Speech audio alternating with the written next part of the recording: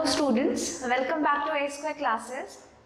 Someone has said true that the sex education stops when the teacher skips the reproductive system in higher classes.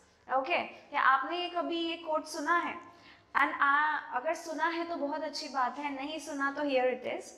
Also, I want to express that I am very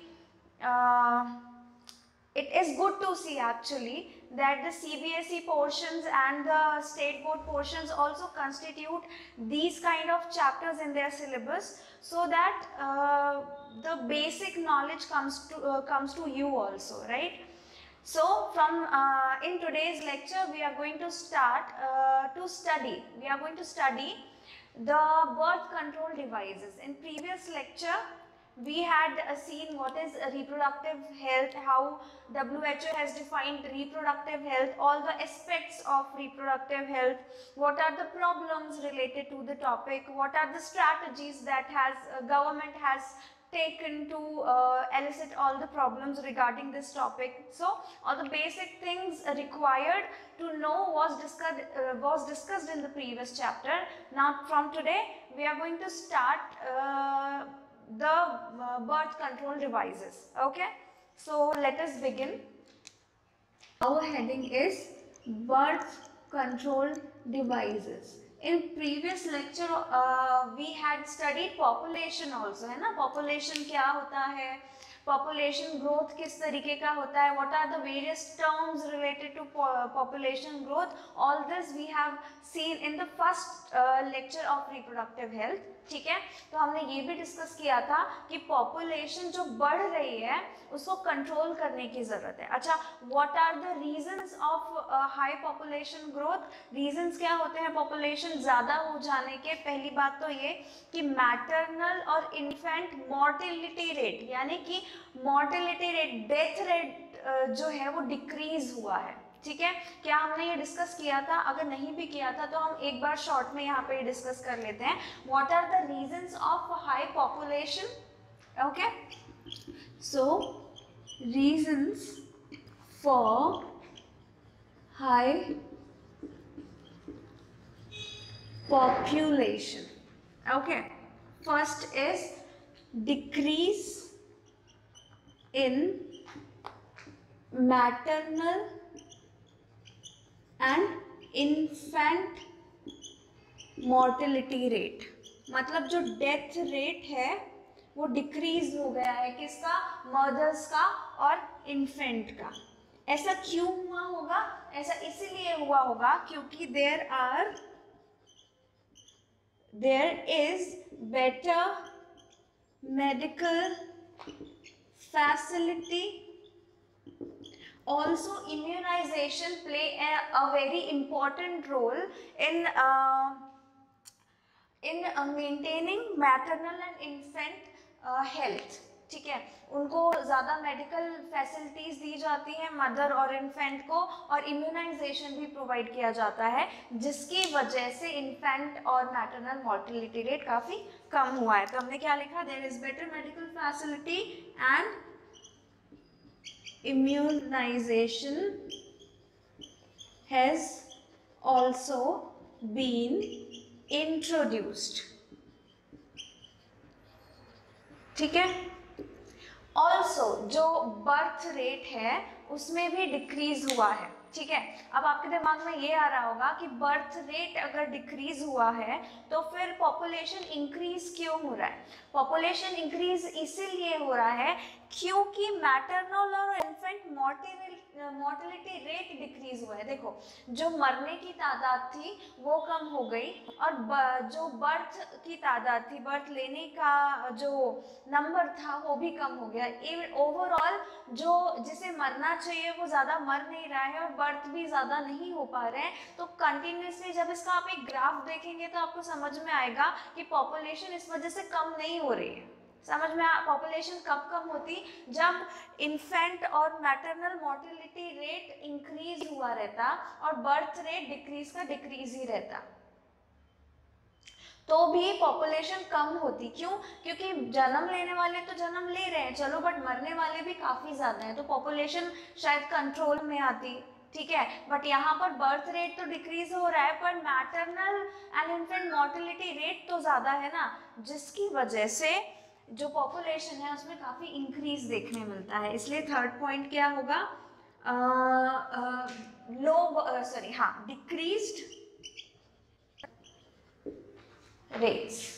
ठीक है, समझ में आ रहा है। So these are the reasons for high population, और इसी high population को कंट्रोल में रखने की ज़रूरत है। क्यों ज़रूरत है?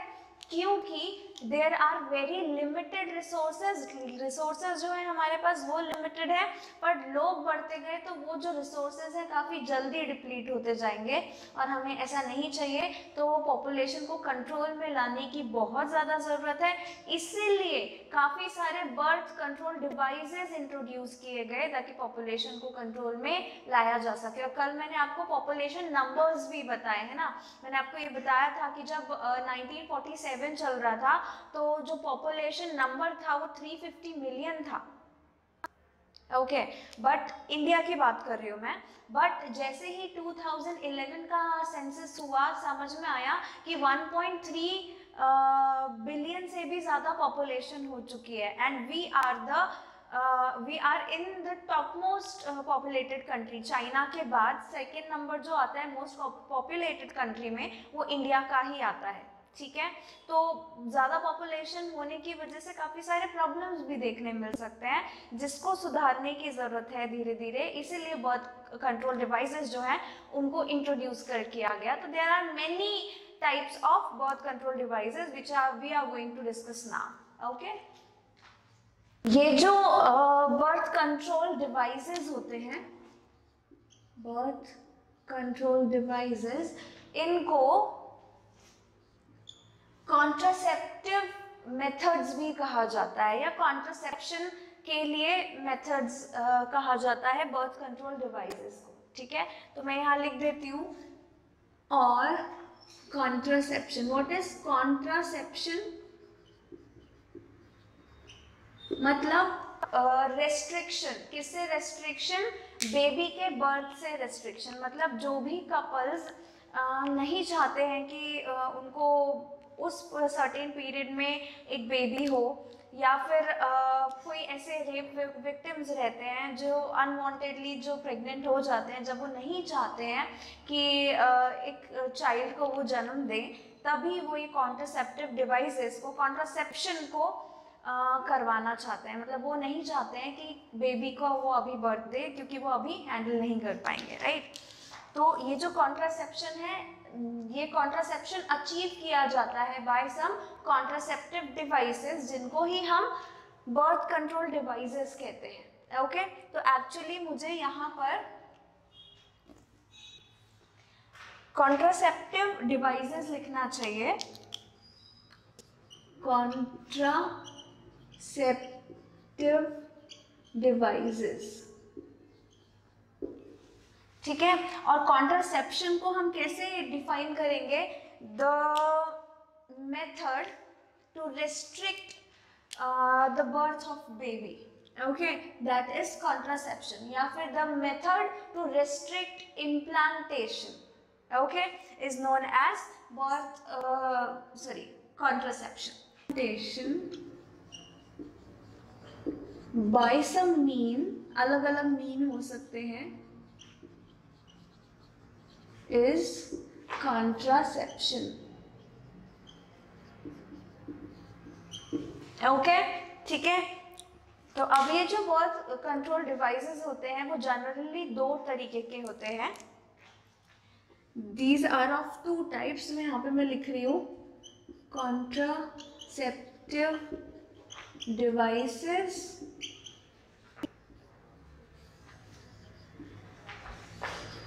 एक होगा टेम्परेरी मेथड, ओके, और दूसरा होगा सर्जिकल मेथड। ठीक है, तो सबसे पहले हम क्या पढ़ेंगे? हम पढ़ेंगे temporary method and then the surgical method.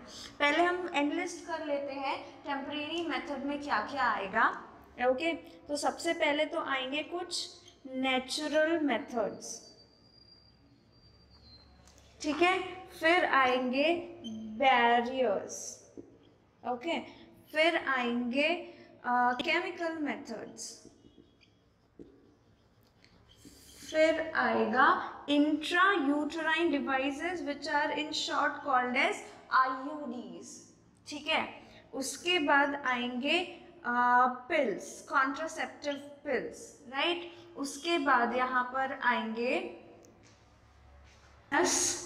subcutaneous implants, and the seventh one, as I'm writing here, okay, the seventh one is hormonal injections.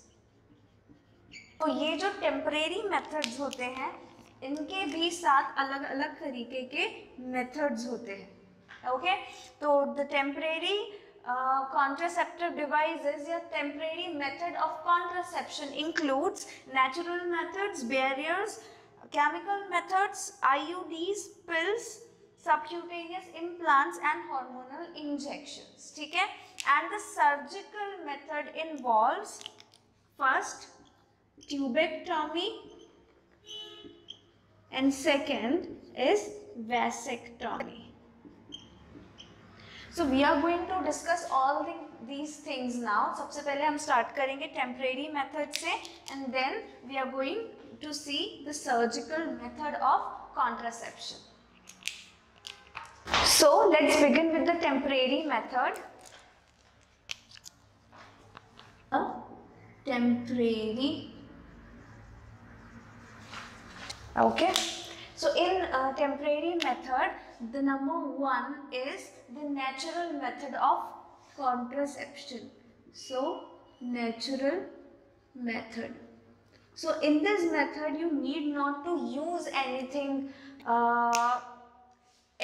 externally, बाहर से कुछ भी यूज करने की जरूरत नहीं है. These are the natural methods, okay. अब natural methods में भी अलग अलग तरीके के methods होते हैं. तो I'm writing the first of natural method, which is the periodic abstinence or absence, okay. It is periodic abstinence. अब क्या होता है ये, right?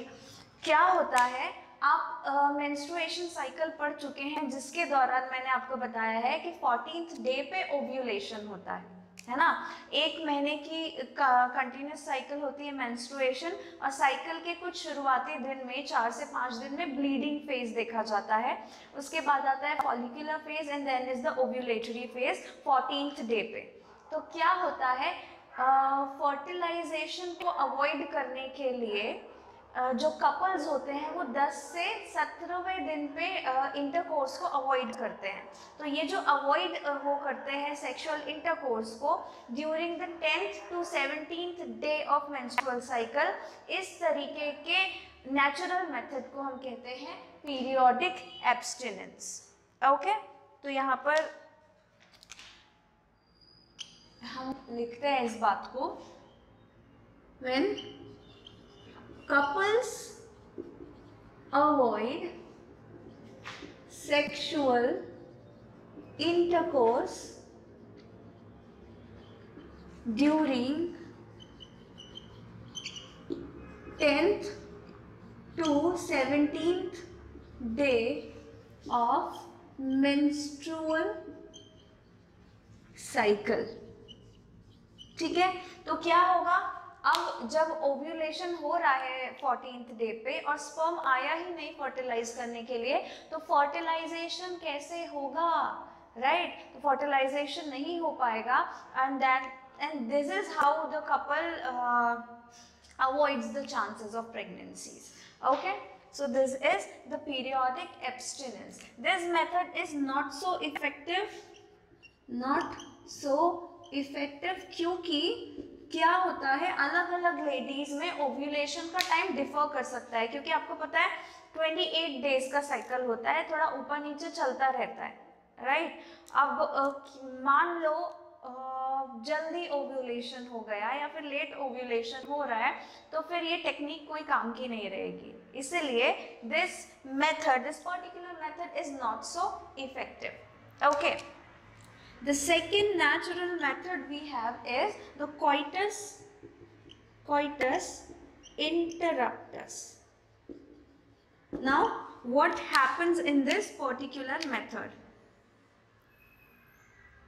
Whenever the couple are doing sexual intercourse, the male ejects out its penis from the vagina just before the ejaculation. मतलब ejaculation जो है वो female reproductive tract में नहीं होने दिया जाता, ताकि जो स्पर्म्स हैं वो रिप्रोडक्टिव ट्रैक्ट में रिलीज ना हो और अल्टीमेटली फर्टिलाइजेशन ना हो पाए. ओके, तो जब भी whenever a couple perform sexual intercourse, जो इजैकुलेशन है वो रिप्रोडक्टिव ट्रैक्ट के अंदर नहीं होने दिया जाता, ताकि स्पर्म्स जो हैं वो ओवम को फर्टिलाइज ना कर पाए. Okay, so we can write here as the withdrawal of penis from female reproductive tract, ठीक है, vagina, just before ejaculation.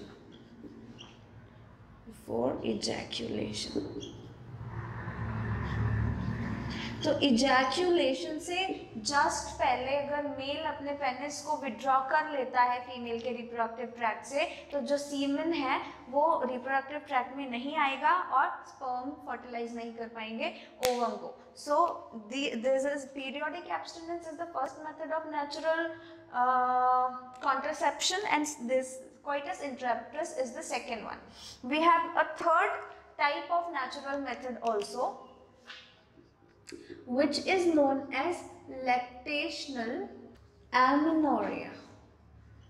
Okay, what is the meaning of lactational amenorrhea? Lactation से तो हमें समझ में आ रहा है कि क्या कहने की कोशिश की जा रही होगी.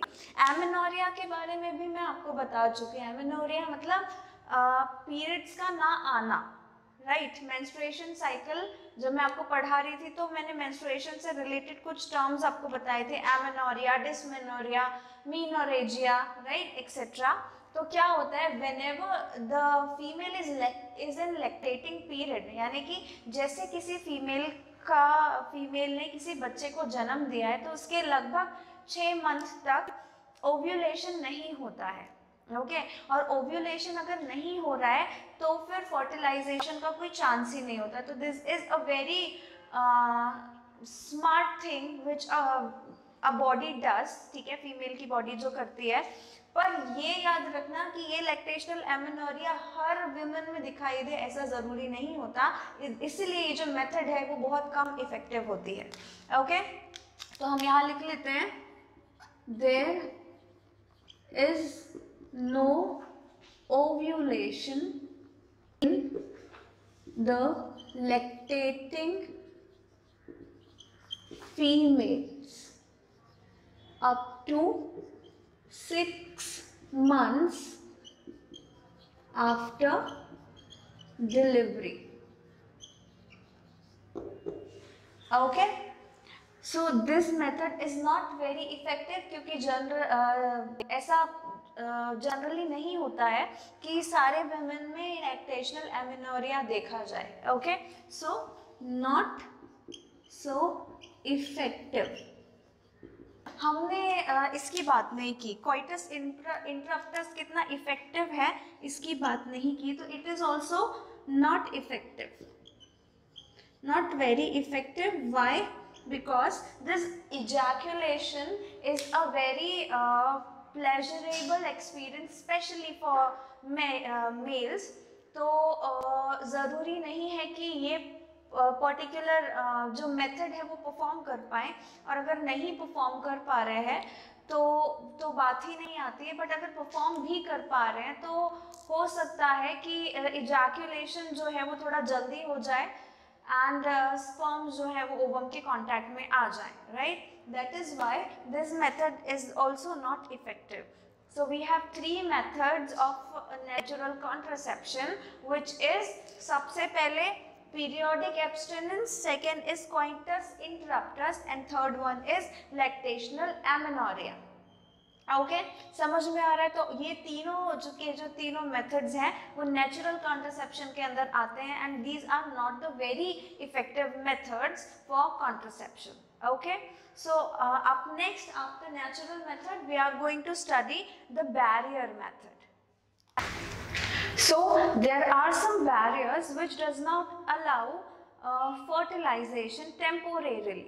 Okay, so the first barrier is the condom. Okay, first is condom. Okay, so especially the barriers, all the type of barriers, जितने भी type के barriers हैं वो fertilization को avoid करवाते हैं. Okay, so barriers, it avoids, all the barrier avoid fertilization.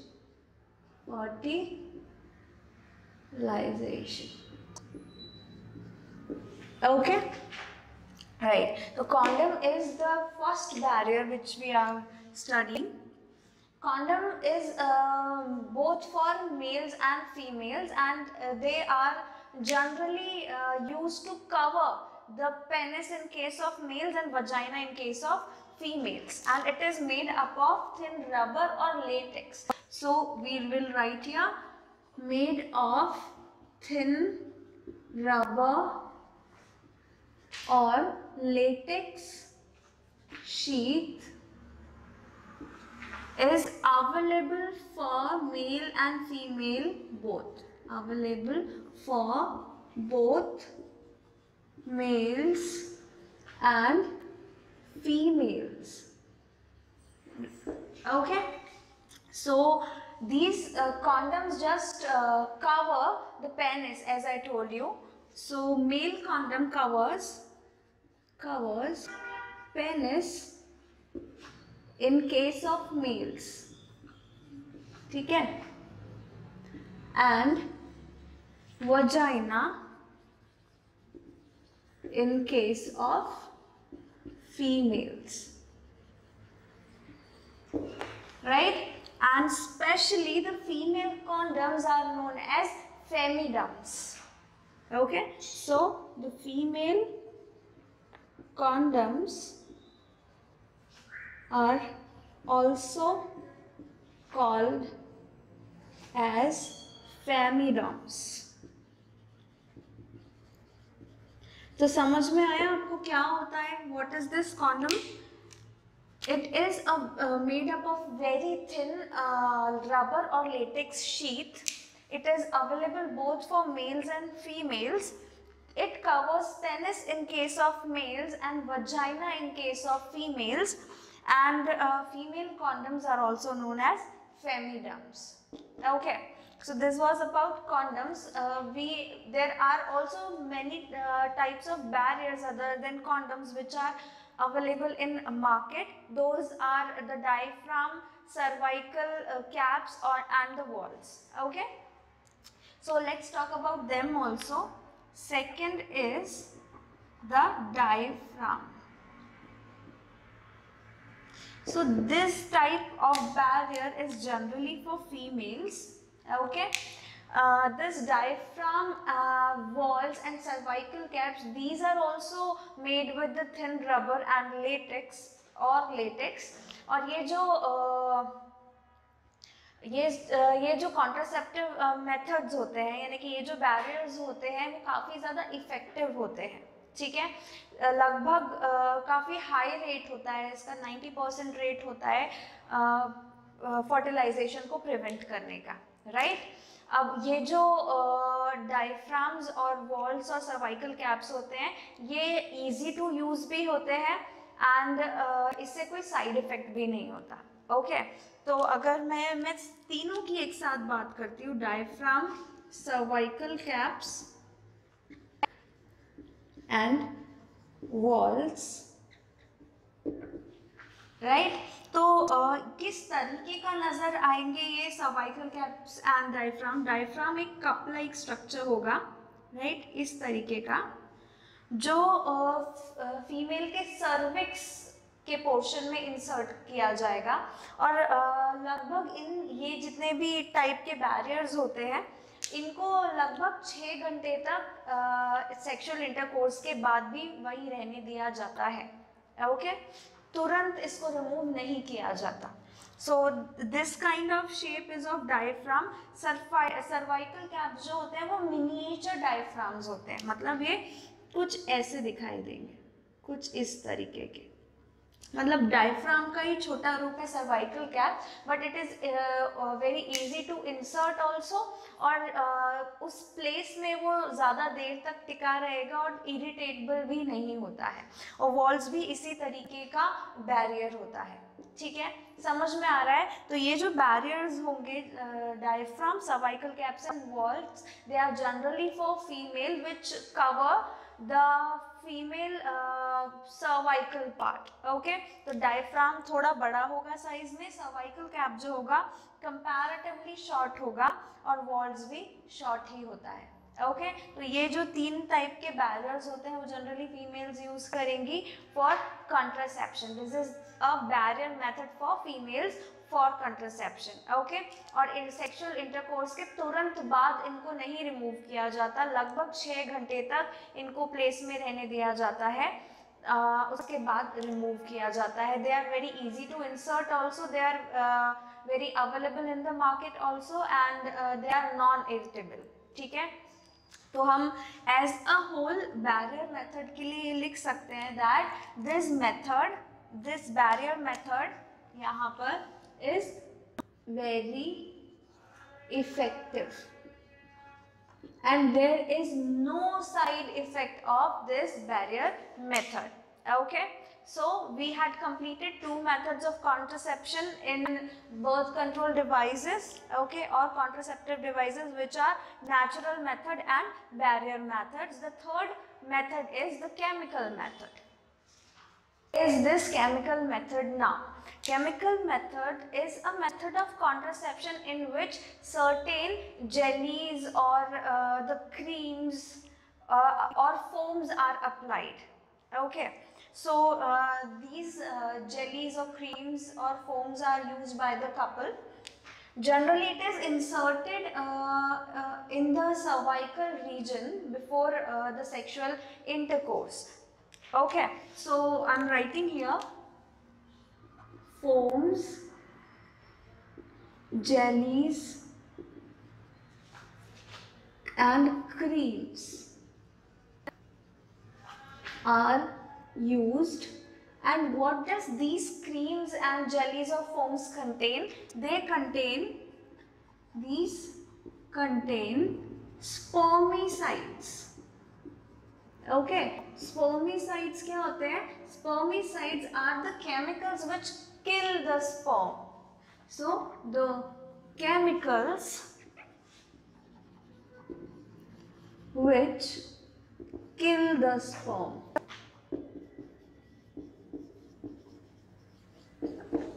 Okay, the most common spermicides are lactic acid, citric acid, boric acid, zinc sulfate and potassium permanganate. So this point is very important कि chemical methods में से कौन से chemicals होते हैं जो use किए जाते हैं। तो सबसे पहले तो हमने ये देखा कि foams, jellies, creams इस तरीके की चीज़ें यूज़ की जाती है बाय द कपल, और जनरली फीमेल के जेनाइटल ट्रैक में वजाइना से सर्वाइकल पोर्शन में इंसर्ट कर दी जाती है, ताकि क्या करें, ये जो फोम्स और जेलीज हैं इनमें रहते हैं स्पर्मिसाइड जैसे केमिकल्स जो स्पर्म्स को किल करते हैं। And some common spermicides are lactic acid, citric acid, boric acid, zinc sulfate and potassium permanganate। इस जोन के इस तरीके के केमिकल्स पाए जाएंगे इन स्पर्मिसाइड्स में। ओके अब ये स्पर्मिसाइड्स कैसे किल, these increase phagocytosis of sperms. Okay, so I'm writing it here. These spermicides increase phagocytosis of sperms. तो फैगोसाइटोसिस के थ्रू ही स्पर्म्स की किलिंग होती है. समझ में आ रहा है? So this is a very well known barrier, sorry not a barrier, chemical method. Okay, तो आपको क्या करना है, ये याद रखना है कि स्पर्मिसाइड्स कितने तरीके के हैं, ठीक है, and what are those spermicides and how do they kill sperms. They increase the phagocytosis of sperms in the female reproductive tract. Okay, so this was the chemical method, the method number 3. Next we have the intrauterine devices as the method for contraception. तो ज़रूरी नहीं है कि जो chemical method हमने पढ़ी वो effective हो या बहुत अच्छे से काम करे. क्यों?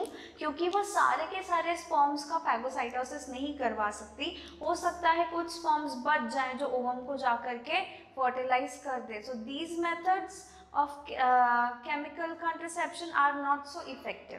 Okay, we have the next temporary method of contraception here, which is method D, intrauterine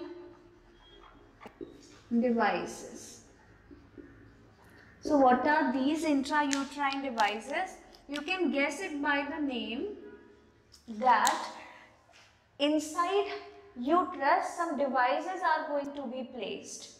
Okay, that is why the name is intrauterine devices. Okay, the intrauterine devices, what does it they do? They does not allow fertilization and conclusively implantation. Okay, so these intrauterine devices, all the devices, there are 3 types of devices actually. So I'm in all conclusively I'm writing they do not allow fertilization, sorry ovulation. मैंने ovulation को fertilization बोल दिया, I'm sorry. They do not allow ovulation and implantation. तो जब ovulation होगा ही नहीं तो fertilization भी नहीं possible and implantation भी नहीं possible. Okay, so there are basically 3 types of IUDs. These intrauterine devices are in short called as IUDs. ये काफ़ी important point है क्योंकि नीट में पहले इसमें इस intrauterine device से related question आ चुका है. Okay, so these IUDs of 3 types. First is non-medicated IUDs. Second is the copper containing IUDs, and third one is the hormonal IUD. Now what are these types of IUDs? Okay, in non-medicated IUDs, no medicine or chemical is used. So whatever the device which is going to be fitted inside the uterus, it contains no device. It is just a mechanical device which does not allow the sperms to reach up to ovum, or it does not allow the ovum to be released into the fallopian tube. Okay, so non-medicated IUDs, intrauterine devices, do not contain any kind of medicines or chemical. It is mechanical. Mechanical means it is just a device with no medications in it. Okay, what about copper containing IUDs? These copper containing IUDs contain copper, as the name suggest, इनमें क्या होता है, copper देखा जाता है। और copper क्या करता है, कॉपर स्पर्म की मोटिलिटी को रिड्यूस करेगा। ओके, अब मोटिलिटी को रिड्यूस करेगा तो स्पर्म्स जो हैं वो स्विम करके ओवम तक पहुंच ही नहीं पाएंगे, राइट? और अगर पहुंच नहीं पाएंगे तो क्या होगा? So the next type of temporary method of contraception is the intrauterine devices, which is generally called as IUDs. Okay, so how does these devices work? You can see by name, these devices are placed inside the uterus to avoid fertilization and then implantation. Okay, so these devices avoid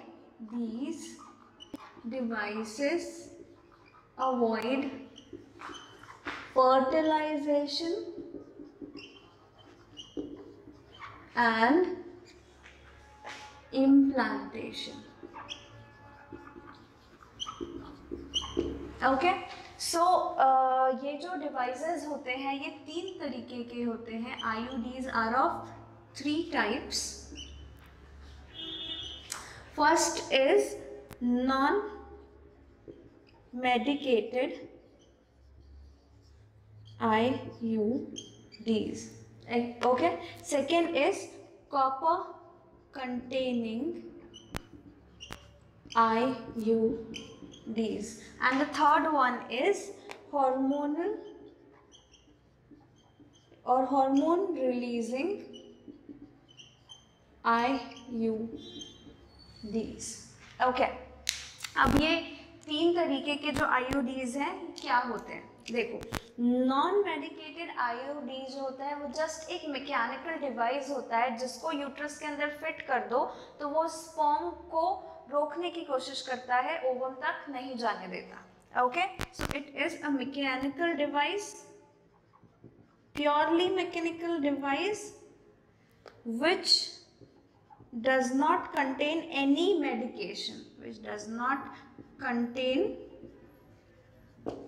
medication, किसी भी तरीके का कोई भी medication जो है वो नजर नहीं आएगा इसमें।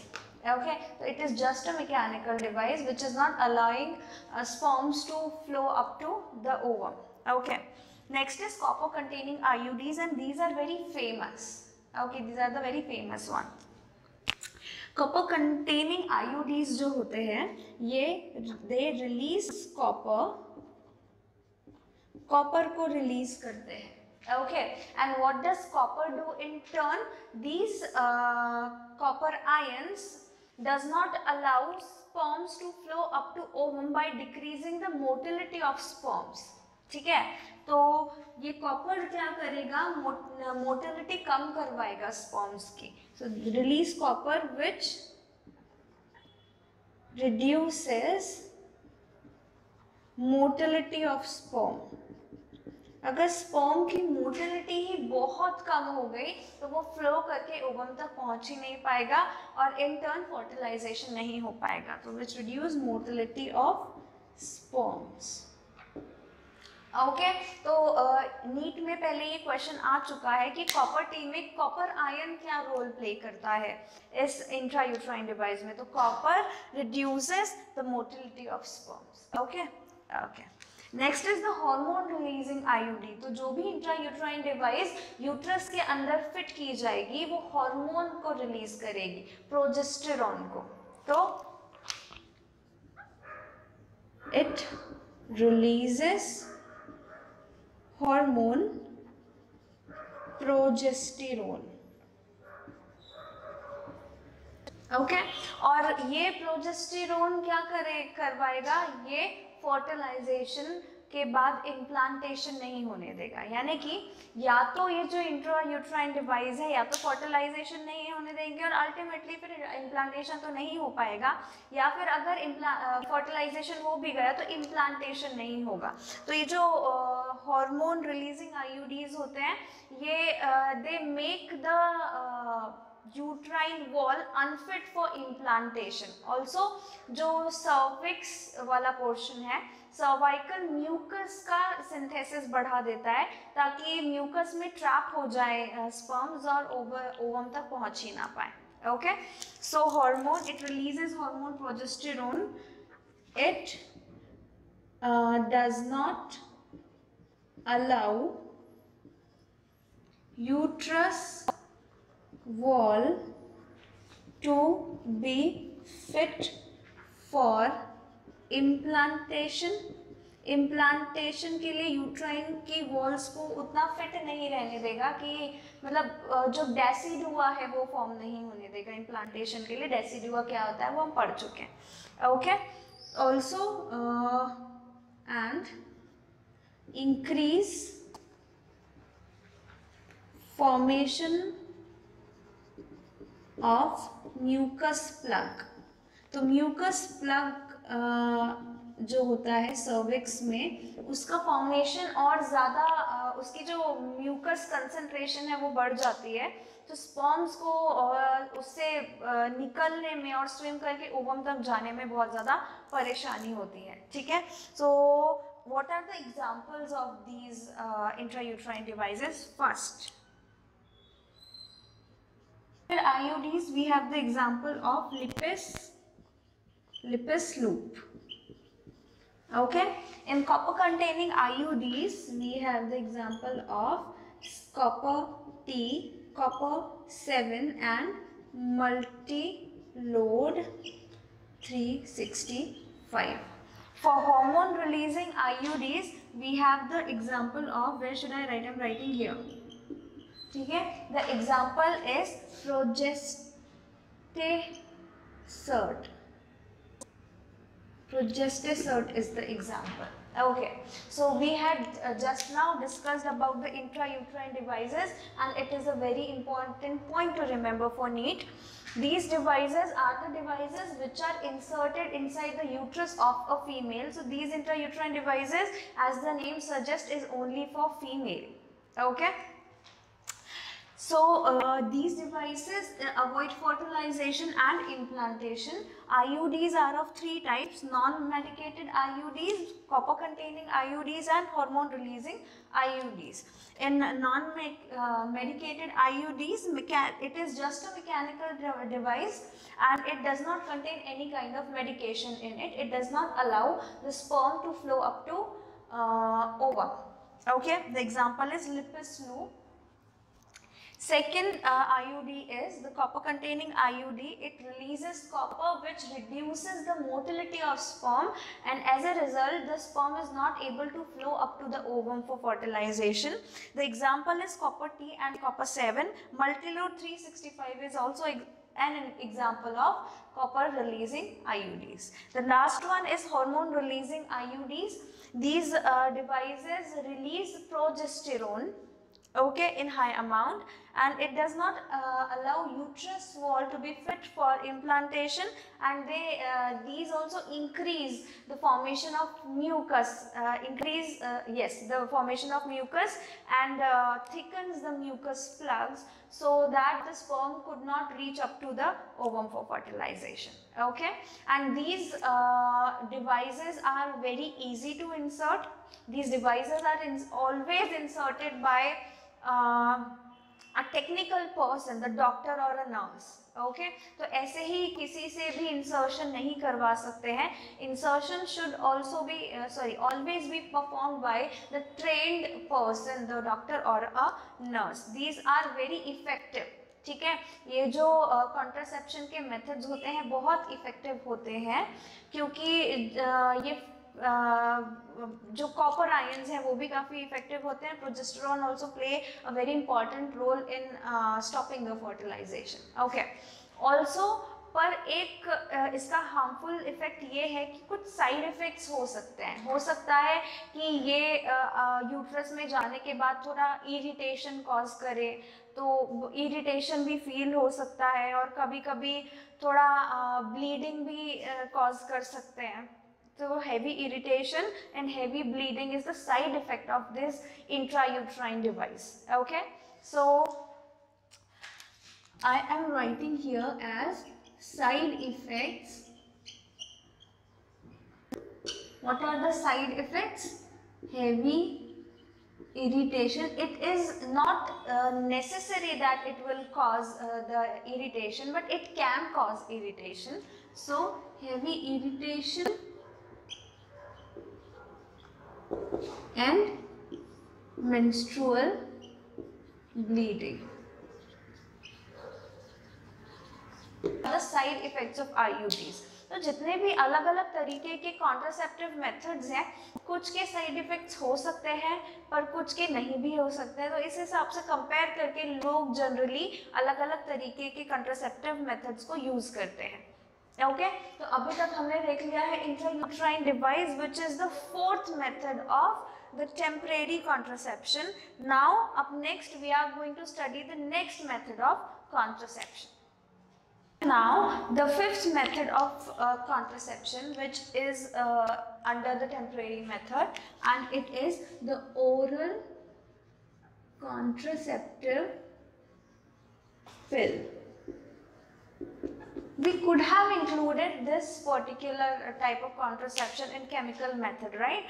But chemicals are different. In chemical methods, we saw that citric acid, boric acid, lactic acid, or the zinc sulfate and potassium permanganate are generally used as spermicides, in chemical methods. But here in pills, we'll see that along with some non-steroidal component like centromin, the hormones, synthetic hormones are also used. Okay, so that is why we are reading this topic in temporary method. Okay, but if this method, this particular method, we have not involved inside the chemical method. These two are the different things. Okay, so oral contraceptive pills are used in the form of tablets. These are used in the form of tablets. Okay, these contraceptive pills are easily available in market, and it is very easy to consume as they are oral. Okay, so consumed orally, that is why they are known as oral contraceptive pills and easily available in market. How should one female take the contraceptive pill? So here the contraceptive pill is only and only for females. There is no contraceptive pill for males. Okay, so how does it work? The pill should be taken regularly in 21 days. Okay, so starting from the very first days of menstrual cycle to the 21st day. Okay, so should be taken up to 21 days regularly,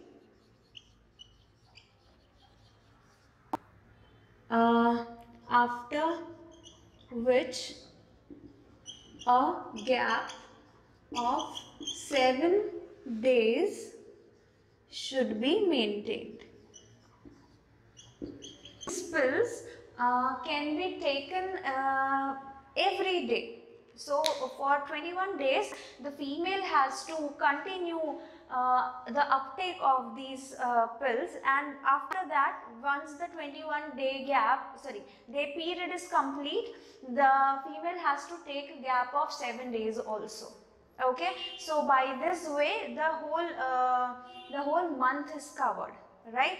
And these oral contraceptive pills does not allow ovulation, right? So that is why it is necessary to take them regularly for 21 days, and after which, after completion of 21 days, there should be a gap of 7 days. Okay, so I am writing here, these pills does not allow ovulation. Okay, and is used only by females. ठीक है, understood? Right. Now, these pills are of two types. Okay. First is the mini pill and second is the combined pill. So I am writing it here. This oral contraceptive pills are of two types. First is mini pill and second is the combined pill. So what happens in case of mini pill? In mini pill, only one kind of hormone, synthetic hormone, along with the non-steroidal component is used. ठीक है, तो यहाँ पर combination में कोई भी synthetic hormone नहीं लिया जा रहा है, यहाँ पे सिर्फ एक हार्मोन लिया जा रहा है along with the non-steroidal component. So progesterone along with non-steroidal component like centromin. So whenever when I was starting the chapter reproductive health, I gave you the example of Saheli as an oral contraceptive pills, right? In the strategies, in the strategy portion, there was a point I told you about the oral contraceptive pills. तो जब मैंने आपको ये बताया था कि researches बढ़ने चाहिए और बढ़ गए हैं reproductive health से related, तो मैंने आपको बताया था कि this Saheli, the oral contraceptive pill, is formulated by or designed by the Central Drug Research Institute, which is in Lucknow, India, and this Saheli is effectively used by many of the ladies worldwide. Okay, so along with progesterone, a non-steroidal component like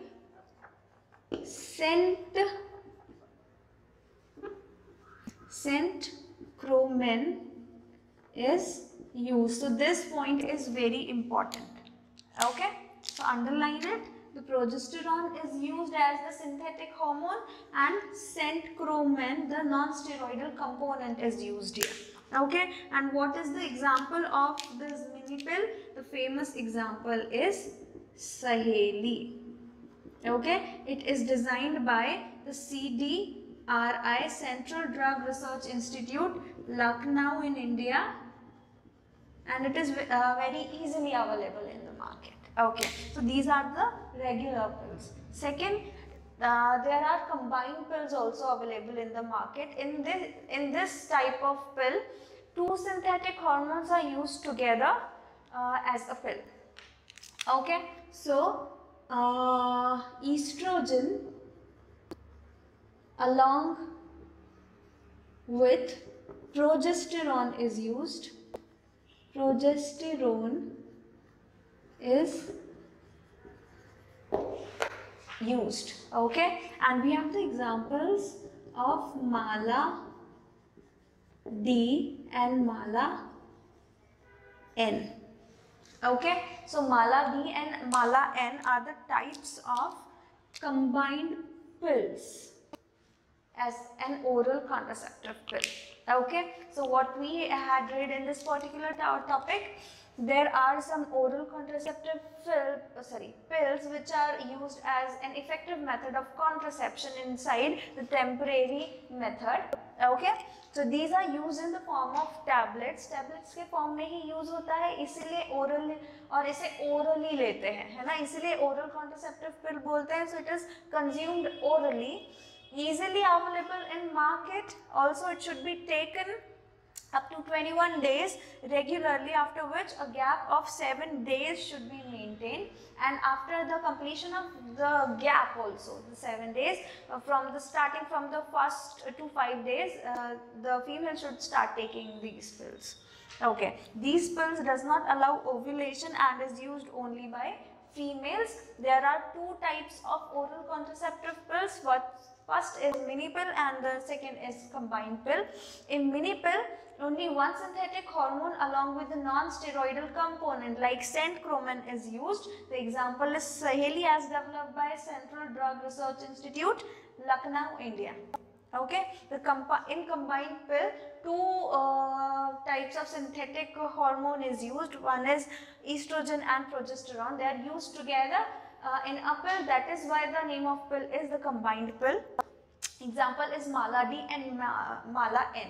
Okay, and let me tell you, these oral contraceptive pills are very effective, and they create very less or no side effects. So I am writing here, create less or no side effects. Okay, ठीक है. So this was the fifth method, oral contraceptive pills. There is one more kind of pill which is known as morning pill, new morning pill, or there is nothing the case of morning in this. ये just जो morning नाम है tablet के लिए, वो just ऐसे ही रख लिया गया है, इसका कोई रिलेशन नहीं है मॉर्निंग से. ये एक तरीके की इमरजेंसी पिल्स होती हैं. मैंने इसमें इंक्लूड क्यों नहीं किया, क्योंकि ओरल कॉन्ट्रासेप्टिव पिल्स इमरजेंसी के केस में नहीं लिया जाता, उसको रेगुलरली लेना पड़ता है. पर जो इमरजेंसी पिल्स होती है, द न्यू मॉर्निंग पिल्स, उनको इमरजेंसी के ही केस में लिया जाता है. इसलिए मैंने इस पर्टिकुलर टॉपिक में उन्हें नहीं रखा. हम इसके बाद लास्ट में वो वाला पॉइंट देखेंगे कि इमरजेंसी पिल्स क्या होती है. Okay, so the next method of contraception in temporary method is F. The sixth one is subcutaneous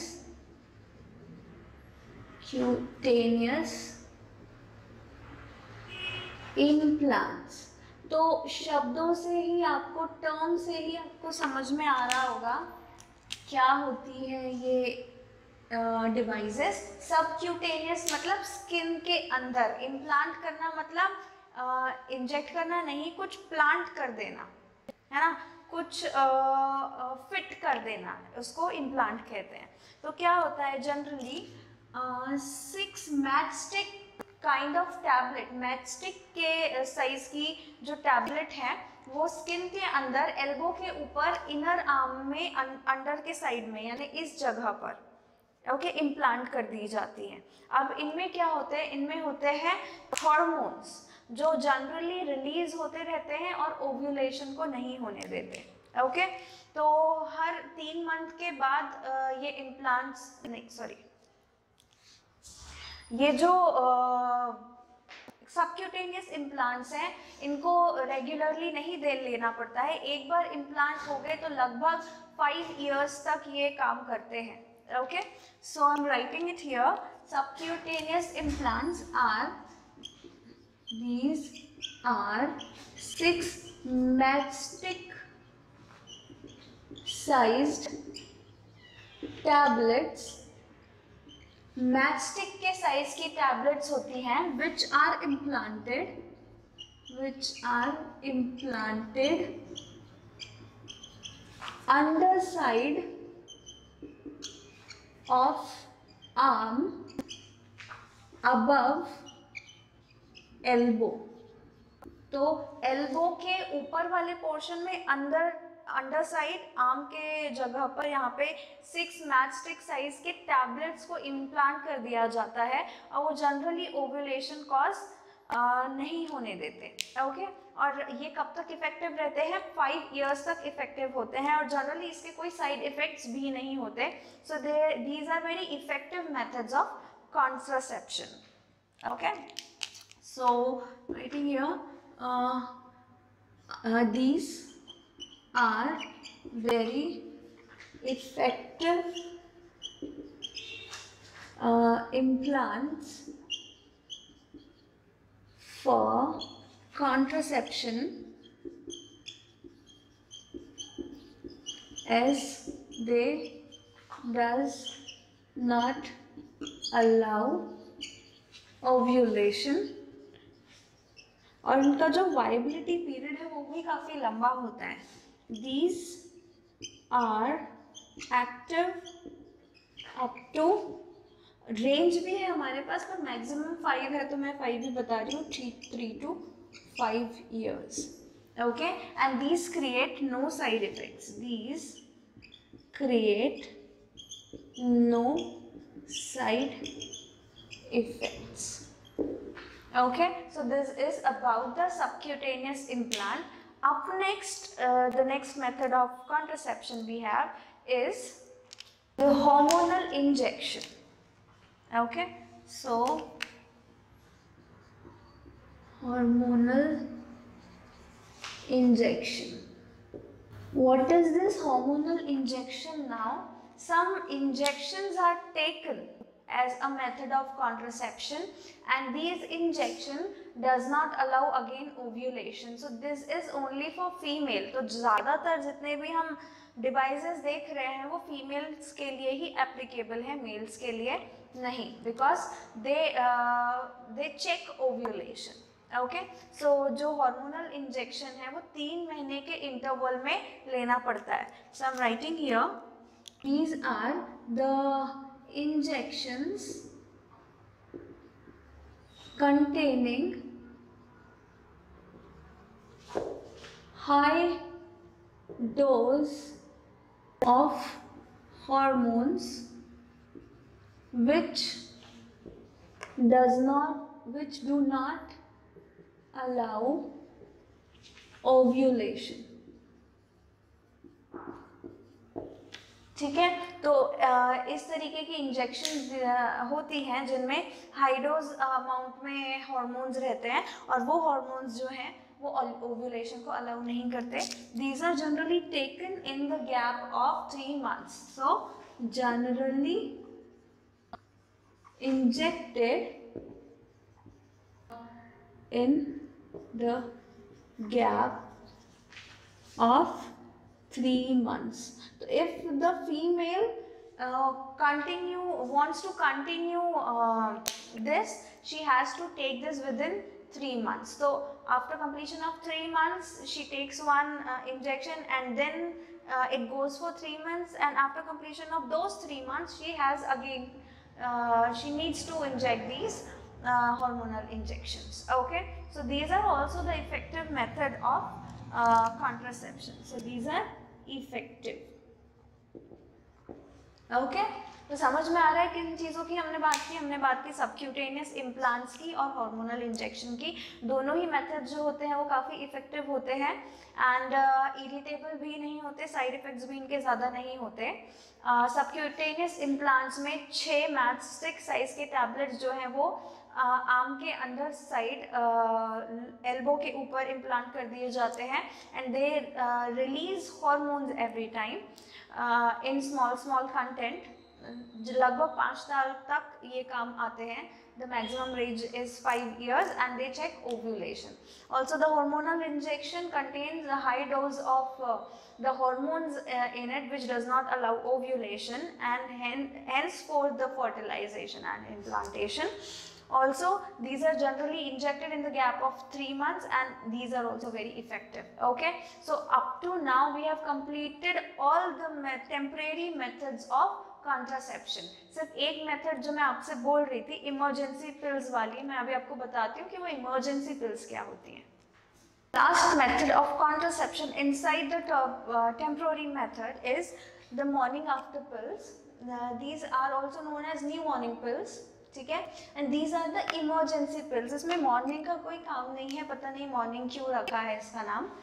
तो क्या होता है, whenever there is unsafe sexual intercourse, or in case of rape victims also,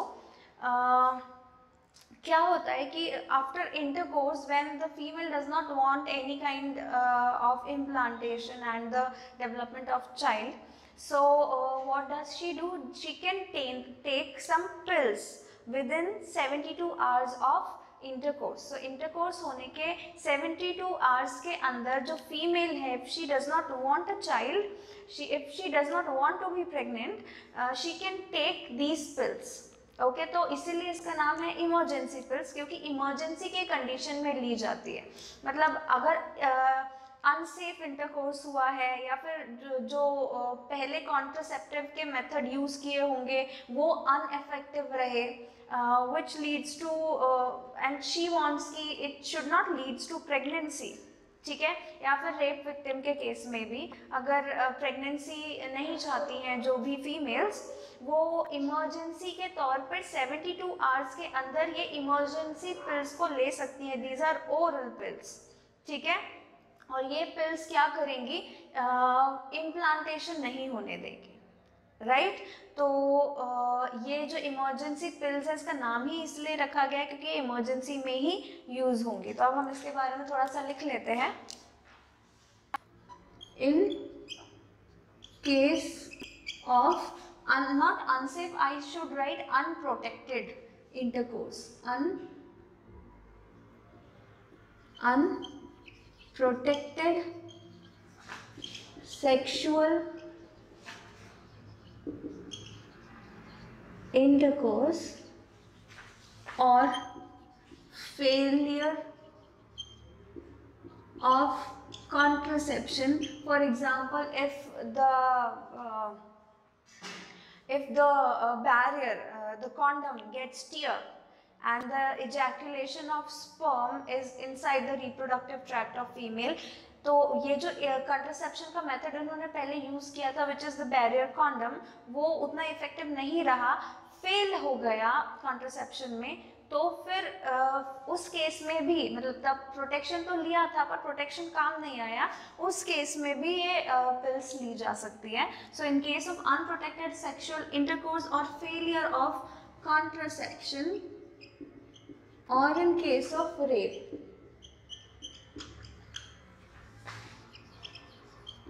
these pills can be taken within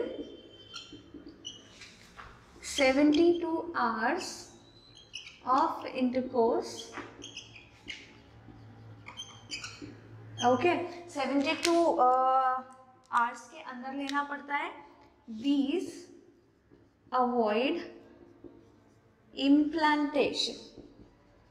तो ये क्या करेंगी, implantation नहीं होने देंगी, राइट।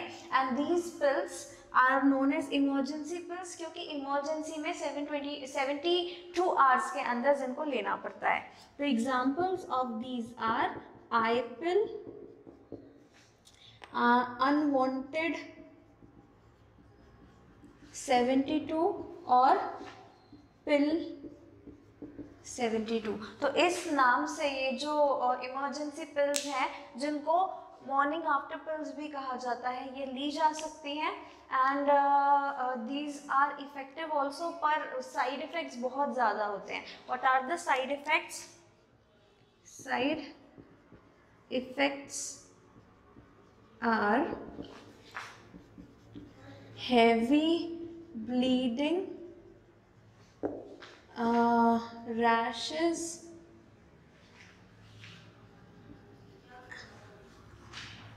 and irritation. Okay, समझ में आ रहा है? तो ये मॉर्निंग आफ्टर पिल्स को इमरजेंसी पिल्स क्या कहते हैं, क्यों कहते हैं, ये क्या करते हैं, ये इम्प्लांटेशन को अवॉइड करती है। I pill, unwanted 72 and pill 72 are the examples of morning after pills. और ये काफ़ी ज़्यादा साइड इफेक्ट कॉज कर सकती हैं क्योंकि अब देखो जाइगोट अगर फॉर्म हो गया होगा और उसको अगर इम्प्लांट नहीं होने देना तो फिर काफ़ी हार्मोनल चेंजेस करने होंगे इसकी वजह से। तो ये मेडिकेशन क्या करती है, हार्मोनल जो बैलेंस है उसको इम्बैलेंस करती है ताकि इम्प्लांटेशन ना हो पाए। एंड अगर इम्प्लांटेशन नहीं हो रहा तो फिर ब्लीडिंग काफ़ी ज़्यादा होगी, कमज़ोरी भी आ सकती है, ठीक है। तो these are now morning after pills को इंक्लूड करके हमने सारे के सारे मेथड्स टेम्परेरी मेथड के सारे कॉन्ट्रासेप्टिव मेथड्स टेम्परेरी मेथड के अंदर के पढ़ लिए हैं, राइट। तो टेम्परेरी कॉन्ट्रासेप्शन हमारा यहाँ पर ख़त्म होता है। Up next we will study the surgical methods of contraception.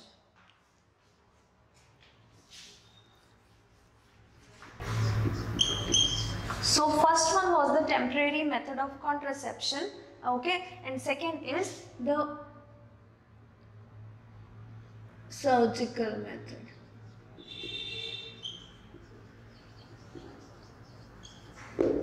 These surgical methods can be performed by two ways. Okay, the first one is tubectomy. अब ट्यूबेक्टमी क्या होता है? जो फीमेल रिप्रोडक्टिव ट्रैक्ट में फैलोपियन ट्यूब्स होते हैं उसके कुछ पोर्शन को या तो रिमूव कर दिया जाता है या फिर टाई अप कर दिया जाता है ताकि जो ओवम है वो फैलोपियन ट्यूब तक पहुंच ही ना पाए और फर्टिलाइजेशन हो ही ना पाए. सो सर्जरी करके फैलोपियन ट्यूब के पोर्शन को या तो रिमूव कर देंगे और जनरली रिमूव नहीं करते हैं, उसको टाई अप कर देते हैं. Okay, so through surgery the fallopian tube portion is either removed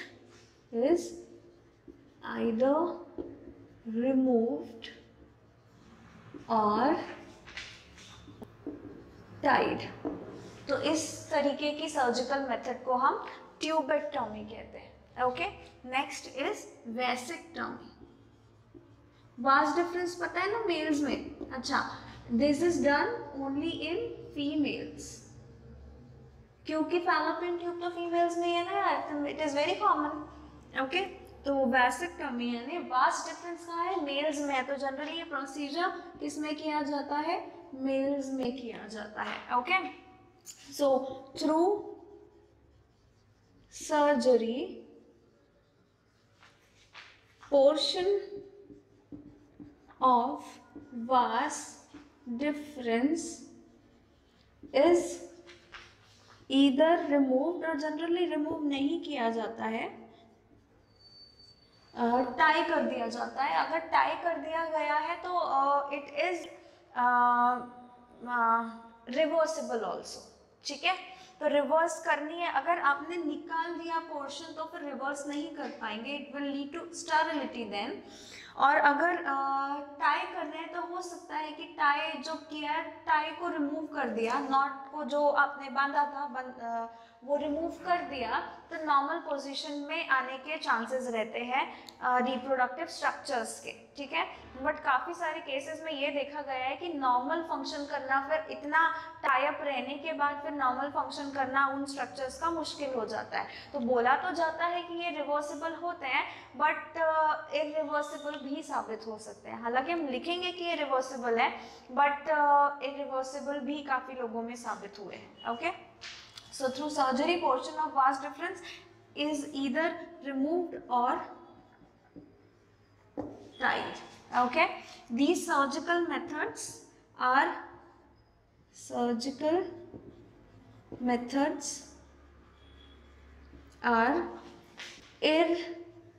reversible. Okay, मैं बार बार बता रही हूँ कि रिवर्सिबल हम इनको बोलते हैं क्योंकि रिवर्सिबिलिटी अचीव भी हो सकती है, पर हो सकता है कि जो रिप्रोडक्टिव स्ट्रक्चर्स हैं वो बराबर से काम नहीं करेंगे, तो it may lead to sterility also. Okay, so we'll write here failure of reversibility will lead to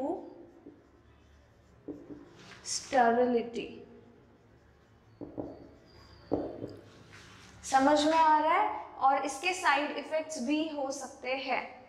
generally side effects नहीं देखे जाते, बट अगर ये इरिवर्सिबल हो गया तो फिर साइड इफेक्ट्स आपको काफ़ी देखने मिल सकते हैं. Okay, so this is the surgical method of contraception. तो कॉन्ट्रासेप्शन के हमने कितने मेथड्स देखे? 2, temporary method and surgical method. Temporary method के अंदर क्या क्या देखा? हमने देखा कि नेचुरल मेथड क्या होती है कंट्रासेप्शन की, बैरियर मेथड क्या होती है, chemical method क्या होती है, what are intrauterine devices, then we saw the oral contraceptive pills, the subcutaneous implants, the hormonal injection and morning after pills.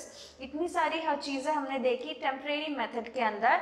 उसके बाद हमने जस्ट अभी देखा है सर्जिकल मेथड, जिसमें ट्यूबेक्टॉमी और वैसेक्टॉमी हमने देखा. Tubectomy is the tying up और the removal of fallopian tubes, ठीक है, to check ovulation.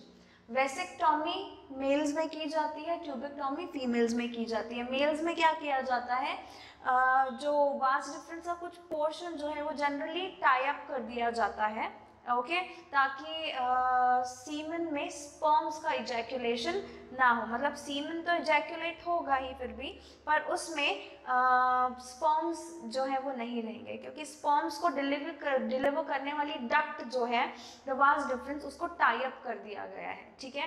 These processes are generally reversible but can prove out to be irreversible also, which can create many side effects. Okay, so these are the two methods for contraception, right? अब अगर हम contraception की बात करें तो इसके conclusion आपको क्या समझ में आ रहे हैं? कंक्लूजन ये है कि जो कॉन्ट्रासेप्टिव मेथड्स हैं वो 3 तरीके से ही काम करती हैं. या तो वो ओव्यूलेशन नहीं होने देगी, या तो वो फर्टिलाइजेशन नहीं होने देगी, या तो वो इम्प्लांटेशन नहीं होने देगी. तो ये चीज़ भी पता होनी चाहिए करके हम लिख रहे हैं. Okay, so methods, all methods of contraception, मैं सारे मेथड्स की बात कर रही हूँ. Methods of contraception are performed works, they work. Okay, so methods of contraception work by one of these 3 processes. By hindering होना चाहिए actually, but it's okay, you can understand, right? One is by preventing ovulation. Second, by preventing fertilization. And third is by preventing implantation. So by preventing implantation. Okay, तो ये है conclusion कि सारे के सारे जो कॉन्ट्रासेप्टिव मेथड है वो किस तरीके से काम करेंगे. या तो ओव्यूलेशन नहीं होने देंगे, या तो फर्टिलाइजेशन नहीं होने देंगे, या फिर वो इम्प्लांटेशन नहीं होने देंगे. ओके, राइट, ये बात आपको समझ में आ गई. अब जितने भी मैंने कॉन्ट्रासेप्टिव मेथड्स पढ़ा दिए हैं उनको पढ़ करके कंक्लूजन ये भी निकलता है कि एक आइडियल कॉन्ट्रासेप्टिव की क्वालिटीज़ क्या होने चाहिए. तो जब तक मैं हेडिंग दे रही हूँ आपको फटाफट याद कर लेना है, जैसे कि आपको समझ में आ गया होगा टॉपिक कि व्हाट आर मतलब किस तरीके से काम कर रही है आपकी कॉन्ट्रासेप्टिव मेथड्स, क्या कैरेक्टर्स होने चाहिए आइडियल कॉन्ट्रासेप्टिव के. Okay, so the heading is characteristics of the ideal contraceptives. तो याद किया या नहीं? दिमाग में फटाफट. The characteristics of ideal contraceptives. First, they should be effective. Okay, so they should be effective. Effective अगर नहीं रहे तो मेथड यूज ही नहीं कर पाएगा ना कोई भी. सो दे शुड बी इफेक्टिव, यहाँ पे बी आना चाहिए. Okay, they should be easily available. Okay, so they should be easily available.